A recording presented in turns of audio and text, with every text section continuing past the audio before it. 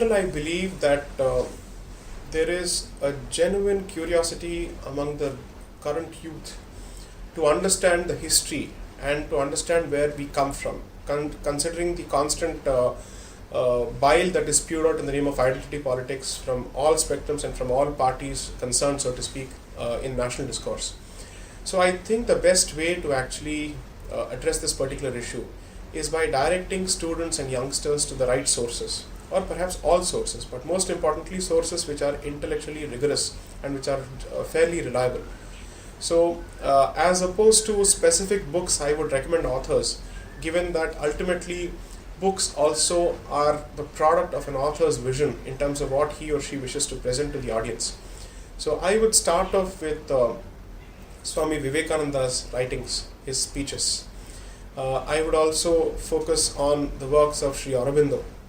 I would focus extensively on the writings of Dr. B.R. Ambedkar, the true genius that India has produced in the last century or more. I think he is one of the underrated geniuses, because I don't think he got his due when he lived, and subsequently he's been hijacked by all the wrong parties who are nowhere comparable to his erudition, his vision, his scholarship, and who do not come even remotely close to his own love for India.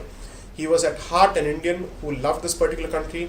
In fact, he was one of the few people who openly said that he would never support a separate constitution for Jammu and Kashmir.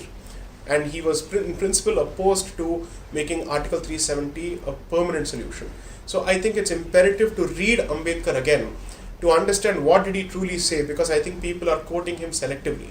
It's important to read his book on Pakistan or Partition of India, his work on communism, his work on annihilation of caste, especially the correspondence that he exchanged with Mr. Gandhi, which is in the epilogue of the book of Annihilation of Caste.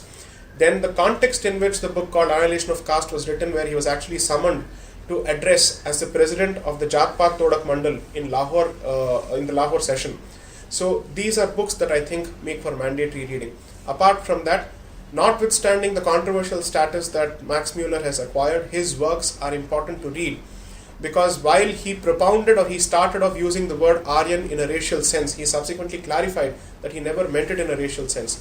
His book, India, What It Can Teach Us, which is a short book which is available on, I think, on Kindle, is an extremely important book to read. It's a fantastic book on what Indologists of the 1800s and 1900s thought of India. Sarvepalli Radhakrishnan must be read.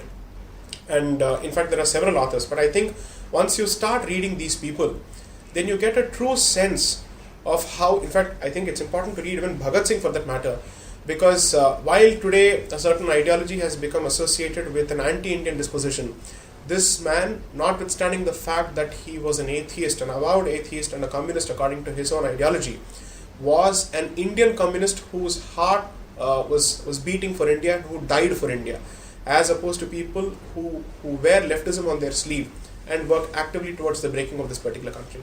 So I think it's important to read these people so that people who are misdirected can be brought back on track, and they understand that ultimately their interest lies in the betterment of this country and not in the breaking of this country.